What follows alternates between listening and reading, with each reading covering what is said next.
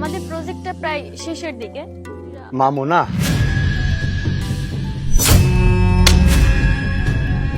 আরে এই বুড়া, কে রে তুই?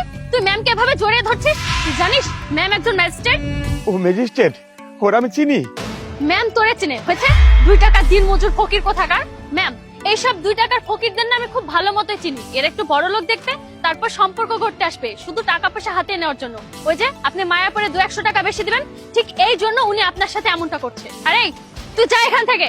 স্টপ মৌ, কেউ কারোর সাথে এভাবে কথা বলে? ম্যাম এদের সাথে না এভাবে কথা বলতে হয়, কারণ ওরা না ভালো কথা বুঝে না। জাস্ট শাট আপ মৌ। অন্য কেউ ভালো কথা না বুঝলো অন্তত এই গরিব মানুষগুলো না মানুষের ভালো কথা ঠিকই বুঝে। আর উনি কোনো মিথ্যা কথা বলতেছে না, বাহানাও করতেছে না। উনি আমাকে সত্যিই চেনে, আর আমি ওনাকে চিনি। Are you sure ma'am? আপনি একজন গরিব মানুষকে কিভাবে চেনেন? ওনাকে আমি তখন থেকেই চিনি যখন আমি গরিব ছিলাম আর উনি ধনী। বই কিনবেন, কলম কিনবেন। মামুনা, তুমি এসব কি বিক্রি করছো? হাত, তুমি তো একজন ভালো শিক্ষার্থী, ভালো লেখাপড়া করো, মহল্লার সব লোক তোমার প্রশংসা করে।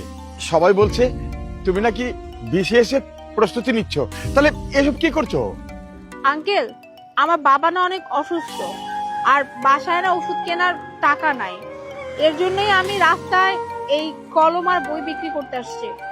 তাহলে তোমার লেখাপড়া মা? আঙ্কেল, বাবার ওষুধ কেনার টাকা যখন হয়ে যাবে আর বাবা যখন সুস্থ হয়ে যাবে তখন আমি এসব বন্ধ করে দিব আর লেখাপড়া শুরু করব। মা, তুমি যদি সারাদিন এসব বিক্রি করো না, তাও তেমন একটা টাকা আসবে না। তার চেয়ে তুমি বাসায় যাও, বাসায় গিয়ে লেখাপড়া করো আর বাবার দিকে খেয়াল রাখো। আমি তোমার বাবার জন্য ওষুধ নিয়ে আসতেছি। কিন্তু আঙ্কেল। কোনো কিন্তু নয়, যাও মা যাও, তুমি গিয়ে লেখাপড়া করো। হ্যাঁ, আমি তো জীবনে লেখাপড়া করতে পারি নাই, কিন্তু আমি লেখাপড়ার মূল্য খুব ভালো করে জানি। আমি না হয় 2-1 দিন একটু পরিশ্রম বেশি করব তোমার লেখাপড়ার জন্য, তোমার বাবার ওষুধের জন্য। অনেক ধনী মানুষ আমার সামনে দিয়ে না আসছে আর গেছে, কেউ আমাকে সাহায্য করে না, শুধুমাত্র এই মানুষটা ছাড়া। এই ধনী মানুষটা আমাকে সাহায্য করেছিল, যে কিনা মনের দিক থেকে অনেক ধনী।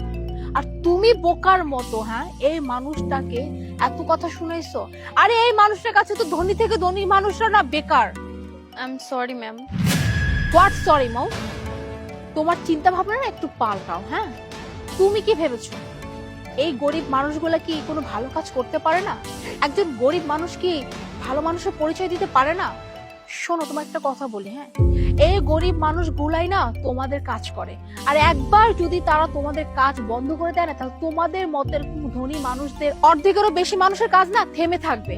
আর তুমি এই মানুষটাকে নিচু দেখাচ্ছিলে। সেই মনে মৌ। কোনো ব্যাপার না মা, ভুল করে ফেলছে বেচারি। দেখলে তো মৌ, উনি এক মুহূর্তে তোমাকে মাফ করে দিয়েছে। ওনার জায়গায় যদি অন্য কেউ থাকতো না, তাহলে আমার সাথে যে পরিচয় আছে সেই ফায়দা নিয়ে তোমার চাকরি 1 সেকেন্ডের মধ্যে নষ্ট করে দিত। আঙ্কেল, আপনি ওই দিন যে আমার উপকার করেছিলেন, আমি সেটা আজও ভুলিনি। আর তাই আজ আমি আমার বাড়ি বানানোর কন্ট্রাক্ট আপনাকে দিচ্ছি, আপনি সেখানকার ঠিকাদার হবেন। কি? হ্যাঁ, আমি ঠিকাদার? জি আঙ্কেল, আপনি একজন ম্যাজিস্ট্রেটের বাড়ি বানাবেন।